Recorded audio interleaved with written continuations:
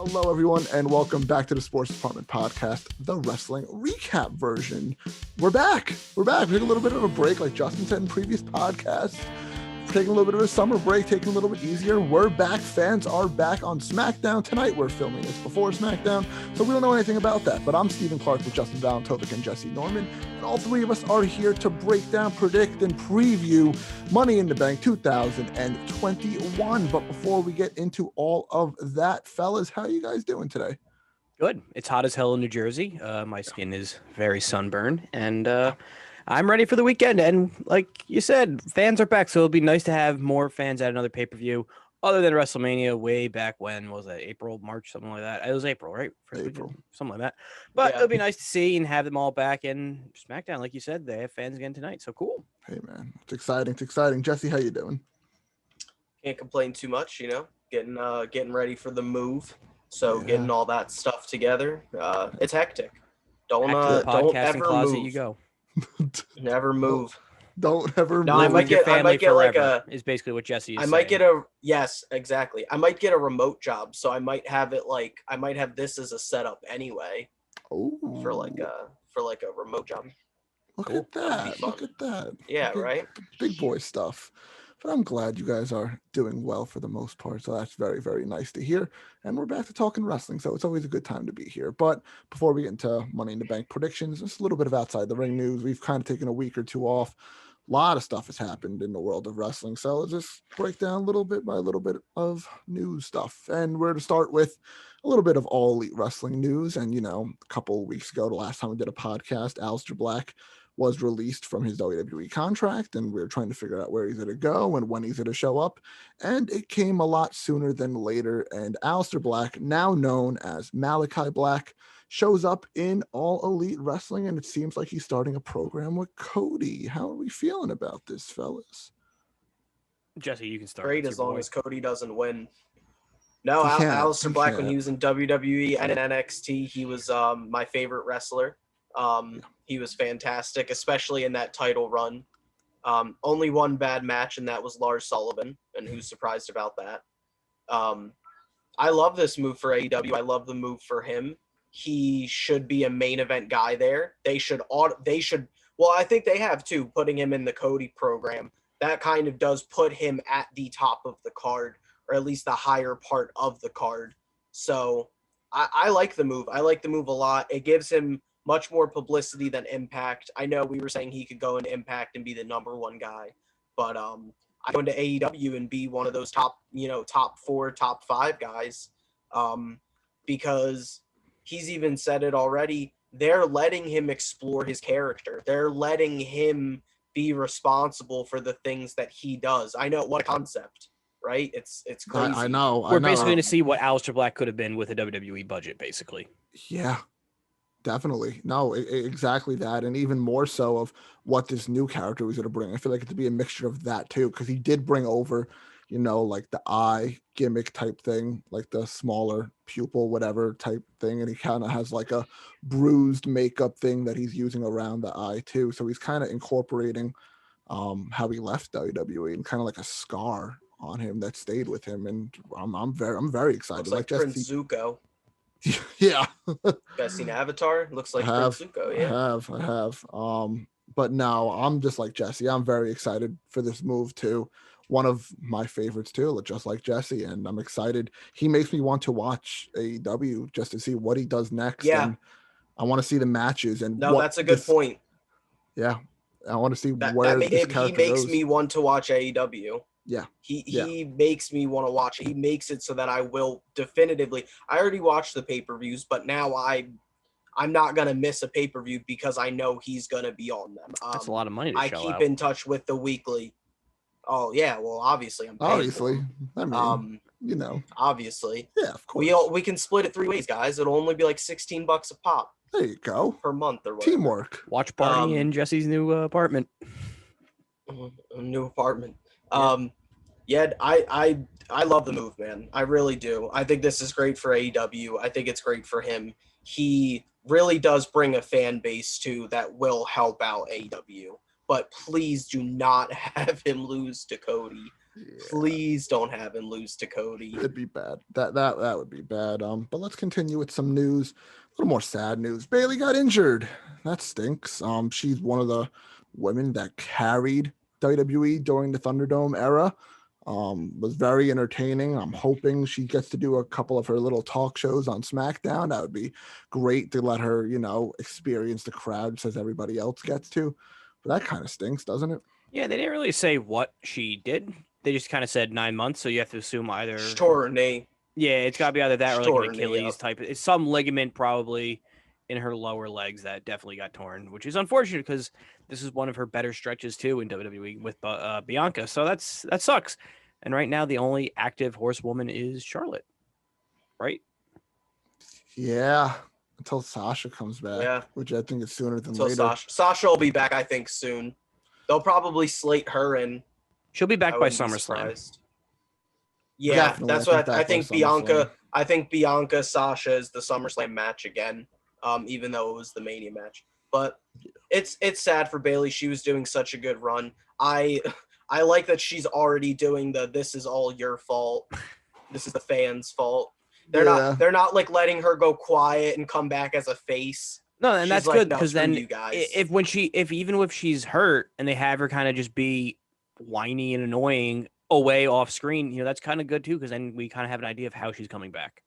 Yeah, no, definitely. Well, that also helps SmackDown's women division, which will be getting a boost from Toni Storm. But Bianca, Sasha, and then what else do you really have if Bayley's out? Yeah, no. Shotzi and Tegan. Exactly. And let's stick with those subjects of those three women because those three women last Friday on SmackDown did get called up kind of shockingly out of nowhere too because, Shotzi's doing well in NXT. Tegan just made her comeback 2 days before that and they threw them back together, which is fine because they were a tag team before in NXT before Tegan got hurt. So that's great. And then they started, like you guys said too, the vignettes for Toni Storm. I think this was well needed, very well needed, because the SmackDown's women's roster was kind of slowly losing little by little. You lost Sasha in April; she'll be back. You lost Bayley right now, and it's a little weak. It's a little weak right now. But adding these women to the tag divisions and to the main event picture, probably with Toni Storm, is really a really good job. Well done by Fox and by SmackDown. No, yeah, you're right. Are Shotzi and Tegan, you think, gonna stay up? Or do you think it's a thing of like they called them up for like a one-time thing and they're going to go back down? Weren't they part of that trade? You think they're up? Or no? Well, yeah, quote unquote trade. I don't Yeah. Yeah. I think they're there to stay, which is weird because they I hate when they bring up trades. Because I know, it's so they don't stupid. ever do trades and then randomly they're like, oh, here's a trade. Does anybody remember when Alexa Bliss was traded for like 2 future picks in a future I think draft? they brought it up what? too when they did the draft, and everyone forgot about it, and we're like, "What?" But it was weird because Tegan came back to, you would think, to feud with The Way at what was that Bash, but then it's like, oh, she's on SmackDown now, so just throw that out right away. What was the point of that? Yeah, that's the one part that stinks, but hey, it adds to the roster on SmackDown. NXT's roster is already stacked enough, and they're already building new talent as it goes with like Zoe Stark and Xia Li and all those new-ish faces down there. Yeah, so.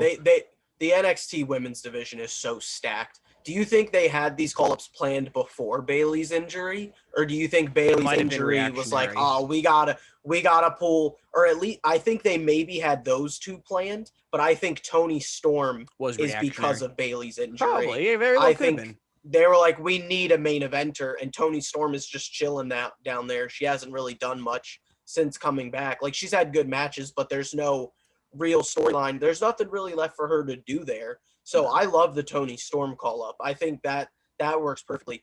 Shotzi, I would have liked to see in the main event of NXT just once because I feel like she was such a good soldier down there. She really embraced everything they gave her.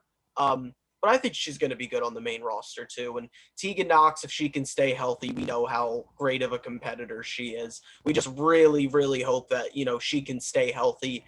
And I hope them going back on the road and doing 300 days a year doesn't, impact her health. Yeah. No, I agree. And as those people got sent up, we saw on NXT this past week that Mandy Rose apparently got sent down to NXT. So Okay. that tag team. What's Dana Brooke gonna do now? I know the Next round of twins. The release. Not twins, Dana Brooke. twins are separated now. She'll be the next round of But firings. They should have just sent Dana down with her. Yeah, no, just send. They Why lost a not? tag team essentially, so bring down a tag team. they Yeah, literally bring like down it's a like tag 2 team. steps forward, 1 step back all the time with like the women's tag division. It's so bad. But now Mandy down there with Frankie Monet possibly in like a faction. That's fine. And they do the same thing then with basically those two. The Blondies. Yeah. Yep. There you The go. There you Blondies. go. Make them look the same, and it'll all work out in the end. Have them carry little blondie brownies. It'll be cute. Oh man, but now Mandy Rose is down, so let's see what happens there. It's still too early to tell. But the last bit of news I got that's been rumored and brought to my attention actually yesterday by Jesse is that You're welcome. there will seemingly be a return this Monday on Raw, which is leading to a SummerSlam match, and that will be WWE Champion Bobby Lashley versus apparently the Goldberg. Gotta happen eventually. Didn't happen at Mania. Gotta You're happen right. somewhere in a calendar year. And I'm pretty Goldberg. sure. Yeah. Oh, go ahead. All right. I'm pretty sure this is the last match on his contract. Thank God. Goldberg has 2 matches per year on his contract. God damn And it. this is the He last. already wrestled Drew. When? Yeah. So this would be the last one of this year. I don't know if they have future years. I think this is the last year. I'm But pretty sure. They also have, I think, the ability, they've done it before, to buy a third match at a higher rate, which I think they would save if they go back to Saudi, though. I think that's what they would save it for. That's not. I don't care if he comes back. Don't put him in the title picture. If he wants to have a one-off, Goldberg says his WWE contract will see him wrestle 2 matches a year until 2023.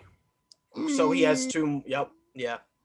If he wants to come back, and first Lashley when Lashley doesn't have the title, versus Roman if Roman doesn't have the title. Yeah, no, it's same thing with Brock. If he comes back, cool. Don't immediately put him right in a title picture because at that point it's just so forced. It's like, why are we giving this old guy a match still for the title? It's clearly he's not winning them frequently, so why do we keep doing it? Well, and like I didn't like it when it happened with Kevin Owens and everything, obviously, but I kind of got it. I was like, all right, you give Goldberg a little title run thing, like it's fine. One, sure. But why he continues to come back and continues to get title opportunities And then lose. But like the only person he's beat is like Dolph Ziggler. Like technically, why does Goldberg deserve title opportunities? Because this is what happens. He comes back, wins the belt, then loses his next match with the belt, and then those are his 2 matches, and then bye-bye, see you next year. That's basically what happens. He just comes back, wins the belt, or loses the match, and then loses it right Loses away the anyway. next one. Well, that's the thing. Since we know it's 2 matches a year, if he wins it the first time, it's clear he's gonna lose it the second time. Yeah. Literally, that's it, and it sucks. I don't want to see him anymore. Goodbye, but whatever. We're gonna have to deal with him for another. He's hit Brock years. tier with me. I just don't even want to see it anymore. See, I miss Brock now. I miss Brock. I liked my whole thing with Brock was I didn't even care if he had the belt. It was the fact that we went multiple pay-per-views without the belt being defended. If Brock did what Roman did and didn't fight ever except for on pay-per-view, but he showed up to every pay-per-view, fine, that's good with me. But Brock would disappear for months, literally months at a time.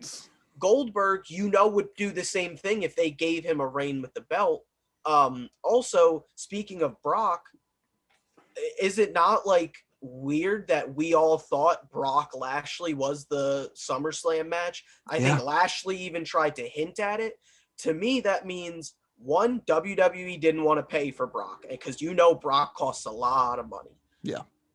Or they just feel like they can move on without him, or Brock just didn't want to do it. And I think that might be it, is that Brock just didn't want to do it. I think so. I saw him recently with his new ponytail cutting meats on the internet. So he's happy. Looks like he's enjoying life. He's such a mountain, man. He is. Brock I think Brock has like an amount in his bank account that like when it goes under, he's like, all right, Vince, what am I doing? What? I need another 8 mil. Come on. Literally. This Wisconsin cheese isn't going to make itself. Exactly. But we'll break down Goldberg and all that crap more once it becomes official and all that. I hope it never does. Let's get into Money in the Bank. And just to refresh our audience, Justin won the last pay-per-view. That's right. Yeah, you did. Clap. And the score is Jesse with 9 pay-per-view victories. I have 5. Justin has 3. So, I mean, we're about halfway through the year now. We have to sweep Jesse, basically. We have to start working together, Justin. We got to start working together. You guys can combine yours, and I'm still ahead by 1. Yeah, you're right. Dang. But no, let's get into this. And obviously Jesse still goes first. We go in the order that the leaderboard stands. Oh, we go in the order in which the person who won the pay-per-view. We've never done that. See, it doesn't matter because the order never changed. Yeah. No. You're like, wait, then why am I always last? It's because you're always in last. You're in last place. Never mind. There you go, Justin. You're getting it. It only took till July, but you're getting it. Let's start off the card. This is the order on WWE.com, by the way, so I just copy and pasted it. But WWE Champion Bobby Lashley versus Kofi Kingston. Jesse. Yeah, Bobby. Yeah, since literally the last segment we talked about him versus Goldberg. Yeah. Over under, like, does this match go longer than like 6 minutes? Yeah. I think because they both could. Here's the thing. I think it's either going to go like 3 minutes or it's going to go like 17, and they're going to give Kofi way too much offense. And don't get me wrong, I love Kofi, but he's only in this position because nobody else is there. There's nothing left. Now. And everyone else is in Money in the Bank. Yeah. How funny would it be if they had Kofi win and then he got like destroyed by Goldberg, like how Brock destroyed him? That would be worst case scenario. That would be hilarious. No, Lashley's gonna win. I think maybe they'll pull some Xavier Woods stuff. Like Kofi will maybe get close, a couple times, but he's gonna put him to sleep with the hurt lock. Definitely. I agree too. Justin, I think you said you agree as well. Yeah. Lashley around. All right, that was an easy one. Let's get on to this one now. Universal Champion Roman Reigns versus Edge. This is kind of tricky in one way, and that way is Seth Rollins. Is he gonna? Because the rumor right now is Seth versus Edge for SummerSlam. I think Roman will leave, with the title. But will Seth, attack Edge, which means Edge wins the match? Will Seth will Seth Rollins just, distract Edge? That's some things I was thinking about going into this match, and I'm first picking this one. But I'm just going to go with the safe way, Seth distracting Edge, and I'm going to go with Roman Reigns wins. I just hope this isn't the match where the man whoever wins Money in the Bank cashes in, same night right after, because they've done that too much. No, I know, but if they were to do it, this would be the match that they did it. So I hope that doesn't happen, but I still go with Roman because I think we're going to get Roman versus somebody for the title at SummerSlam just because they're no, exactly. It's going to be big. It's going to be massive. They're in, where are they? LA, right? Yeah, I think so. They're in SoFi, right? Or is it Vegas? Vegas, close enough to LA. So they're going to need Roman with the belt because he is, the biggest draw right now, and they're going to want it to be a title match. So he's going to walk out with the belt, whether it's a triple threat match with Edge and Rollins or somebody else. It's going to be Roman, though, walking into SummerSlam with the belt. As much as I would love to have Cena Edge one more time for the belt, that just screams to the 9-year-old inside of me so badly. But no, it's Roman. Roman's gonna win. I think Seth distracts him. I don't think DQ though. Probably distracts him, turns around, gets speared or guillotined, one or the other. Yeah. So yeah, I think Roman's gonna win. That's funny though that the SummerSlam card might be Rollins and Edge, Cena, Roman Reigns, and Lashley and Goldberg. Literally a clash of eras. Old versus new. Exactly. But Roman around the table for this one too. All the same for now, but this is probably where we mix up all of our picks because it's hard to predict these matches is the one now. I get first. Well, that's what you get for being in last place. That's what you get for being in last place. And we have the women's Money in the Bank match. We got Zelina Vega, Asuka, Naomi, Alexa Bliss, Nikki Almo, Superhero, Liv Morgan, Natalia, and Tamina. No one's meaning. There are a few names you can cross off the list right away. There's a good amount. Nikki's not winning. Natalia's not winning. Tamina's not winning. Naomi, more than likely, not winning. So that leaves Liv, Bliss, Asuka, and Vega. Asuka already won last year. Exactly. So cross that one off.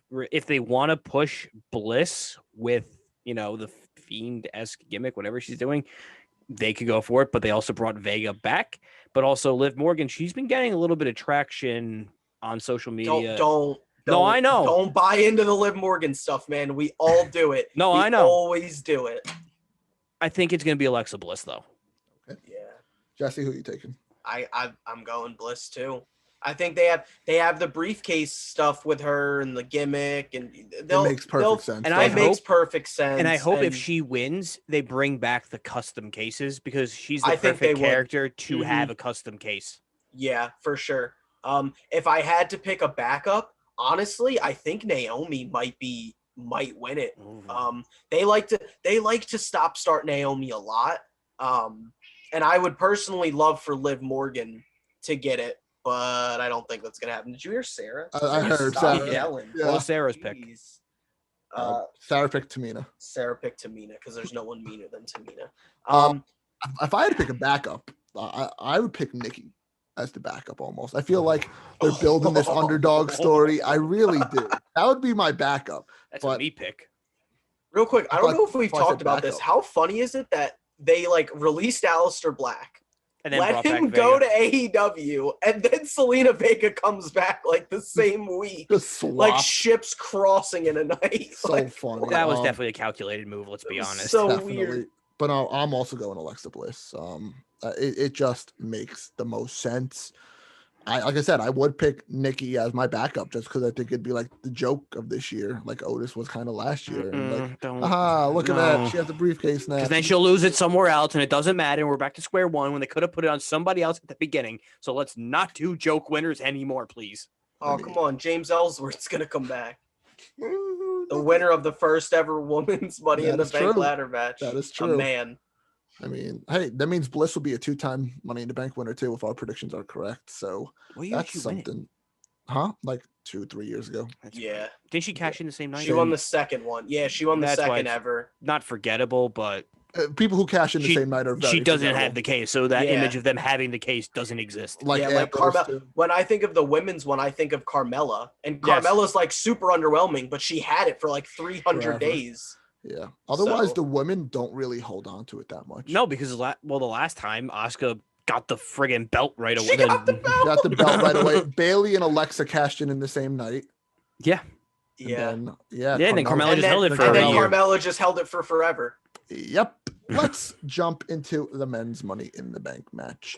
And we got Kevin Owens, Drew McIntyre, Riddle, Ricochet, John Morrison, Big E, King Nakamura, and Seth freaking Rollins. This one's a lot harder. This is way harder. Jesse Norman, we're up to you. I know definitely there's one that's not winning. Ricochet? Yeah. Yeah. That's so sad. I honestly would say Owens isn't winning either, personally. Yeah. Morrison's not winning. He's just there to do a flip. I don't think they'll give the briefcase to Drew already, because if you do that's the worst choice. That's the worst choice if you give it to Drew. I'd rather have Morrison. than Drew. Man, that would be bad. Riddle with the case would be hilarious. I want it to be Riddle, but I also think there's a very big chance that it's Big E. He's definitely the favorite. That makes the most sense, but are they going to pull that plug this early too? Well, here's my other thing with Big E. Does he need the briefcase? No. He could just win a match and get it. He could just win a match. He could just win a number one contenders thing. Where with Riddle, I feel like that would really help establish him. Can you imagine? Screw it. I'm going Matt Riddle. Screw it. I'm going Riddle. I love it. Can you imagine? I want it. It's more heart than head, but figure whatever dream matches at SummerSlam, and here comes this stoner on a scooter at the end of the show to cash in. That would be the perfect ending. Oh man, that would be perfect. Justin, you want to go? No, you can go. Okay. I'm looking at this from a fan's perspective, and someone who would get going, then. No, Kevin Owens. No. From something that would get a big pop. Someone that's been on a roll lately, and I'm going to give it to Nakamura. I think Nakamura holding it, the pop, the crowd singing his theme when he wins at the end of Money in the Bank, just the whole King thing with Boogs and all that gimmick that everyone seems to love now. I think it's finally time again to eventually put the championship on him and let him have a run with the world title. You know, he might drop the king gimmick by then. He might still have it as the king and the champion. I think it'd be really, really cool to see. I'm probably wrong, but I'm going with Nakamura. Why couldn't they just had a King of the Ring tournament to have him pick up a king gimmick? But that's besides the point. But I'm going to go with the betting favorite. Probably give me Big E just because Justin's gonna win again this paper. Hey man, he's got to catch up somehow. Just because it makes the most sense, and that's the quickest way for him to get a title shot without them having to think creatively to get a title shot. So there you go, Big E. You have a really, really good point there. And now we're back to me. And this match that we predicted for like the last 4 months now, we have to predict again. And that's Raw. It's like Drew Drew and Orton too. Yeah. Oh my god. Drew had like 2 feuds for all of 2020. I knew it. I said it. I was like, oh man, I'm gonna take Rhea, but I know Charlotte's probably gonna win because they gotta do the match again. All right, so the rematch will be at SummerSlam then. Oh, stop. Dude, is this gonna be the SummerSlam? It might be. All right, we have Rhea Ripley. We have Charlotte. If we're lucky, Becky could be back by then, and she could be in like a triple threat between these two. That would be best case scenario. Here's my thing about Becky. If Becky's coming back, it would be speculated. It would be leaked out. It would be something. Becky's too big of a star. But it was quiet that she was pregnant, though. You know, like they kept that under wraps. I don't know. I don't think WWE wants to keep things. If WWE wants to keep things under wraps, they could if they wanted to. This is so hard. This match. It's the hardest one out of like the last Charlotte Rhea matches too. Just flip a coin at this rate between these two. Charlotte won the last match by disqualification. Rhea's had the belt since April. SummerSlam's coming up. You can throw in a triple. I'm taking Charlotte. I don't know. I'm just taking Charlotte. I'm going Charlotte. I'll go Ripley just for difference sake. I didn't pick Charlotte last time, and it came back to bite me. And my rule is to not pick against Charlotte because she can win any given match. Yep. So if they are going to do a SummerSlam match of Rhea and Charlotte and bill it as like a WrestleMania rematch or whatever, which at this point you can't be surprised about. You literally can't because they just keep doing it. No. So for that to happen, Charlotte's got to win the belt, and then Rhea's got to, come in with her rematch. Maybe we get a triple threat this way too. Like Becky comes back saying, "I want my belt," and Rhea's like, "Oh, I never got my rematch" or something. And then you get that would be a fire triple threat. Maybe that's what happens too. But all right, let's move on to our last 2 matches and both tag team championship matches. We got Raw tag team champions AJ Styles and Omos versus the Viking Raiders. Justin, who do you have in one? Bro, AJ's like the lightest by like 200 pounds in this match by far. Yeah, he's a small guy. By like 6 inches the shortest. I don't know. I really don't know with this one because the Raiders just came back. But like Styles and Omos have had the belt for quite some time, so maybe they want to take it off because they could finally put AJ somewhere else. So let me take the Raiders. Jesse, I'm gonna go Raiders too, just because I think they got to move AJ out of the tag division. They desperately need to. Raw has no main event. Kofi Kingston is in the main event right now. And I love Kofi. I was Kofi's like biggest fan during the WWE Championship run. But like, come on, you can't keep doing this. I think it's the Raiders too, and I think maybe you get a triple threat tag, or you get the Raiders versus Riddle and Orton. That's at SummerSlam or something. Fine. But AJ needs to get out, especially with fans being back. Fans don't want to see him in a tag team. I'm also going to Raiders. I think that's a smart pick there. And it'll be like our NFL picks where the Raiders screw us every week. Probably, honestly, you're probably not wrong. And apparently, this next match we're about to predict is on the kickoff show. So, are they pulling the Usos? Because we don't know what happened on. Oh, they were on SmackDown last week. Yeah, but didn't one of them get a DUI a couple days now before that? A couple days before that, though. I think it was Jimmy. So they're just not caring then, I guess, about it. Because probably. Okay. Yeah. All right, so dude, it's like his 4th at this point. No, I know. That's why they just not care. But it's like, oh, good job, WWE. Yeah, no. All right. Right on. We have SmackDown Tag Team Champions Rey and Dominic Mysterio versus the Usos. I'm pretty sure this is on the pre-show. Don't mark me on that. But Jesse, who do you have and why? Give me the Usos. I just don't care about Rey and Dominic. I think it's cool, dad and son tag team champions. They're the first ever. They don't need a long run. And I like the Usos a lot better than I like Dom and Rey. I've gone on record and said the Usos were probably the best tag team of this generation, up there with the New Day. I personally would take them over the New Day. I think they're a great tag team. They're both such great wrestlers, and I think it works into the story. They have the belts. Roman has his belt, and they'll probably work to something bigger at SummerSlam. And I don't think they really care about the DUI thing. Yeah. I see, they could care, and they just didn't want to pull them and make another match. So they could just have them lose, and that's kind of where I'm going. So I think the Mysterios just win just because they don't know what's going on legally with them. Do you think if Cena comes back and feuds with Roman, he does the mugshot joke again to the Usos? Oh, he might. Because that Still was a current. good one, man. That was a good one. Wait a minute. You guys look just like your mugshots. I'm going to go with the Usos just for the fact of having SummerSlam end with the last picture of all three of them holding the titles at the end of the show. And that's how it fades to black. I just think that's the best way to end Money in the Bank.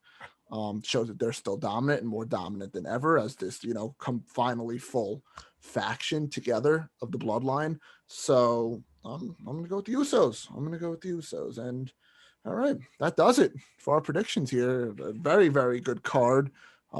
In front of fans, should be very, very exciting pay-per-view. I'm very excited for this. And we have a couple of different ones here and there. Jesse and I are, for the most part, similar again, I think, except for just the men's Money in the Bank. So that might come down to that again. But Justin it might already be winning by a long shot at that point or losing by a long shot because he's different in like the second half of all. Hey, man, gotta cover matches. Ground somehow. You're right. Gotta cover ground somehow. Smart strategy. It's not a bad strategy. But thank you guys for listening to this episode of the Sports Department Podcast. We appreciate it. Joe and Steve do as well. Make sure you guys subscribe on YouTube, Apple Podcast, and Spotify. Follow us on our social medias on Facebook, Twitter, Instagram, and TikTok at Sports Depth Pod. That's Sports DEPT Pod. Slowly by slowly, we're getting back into the groove in the summer wave. We have some NFL division breakdowns coming up soon.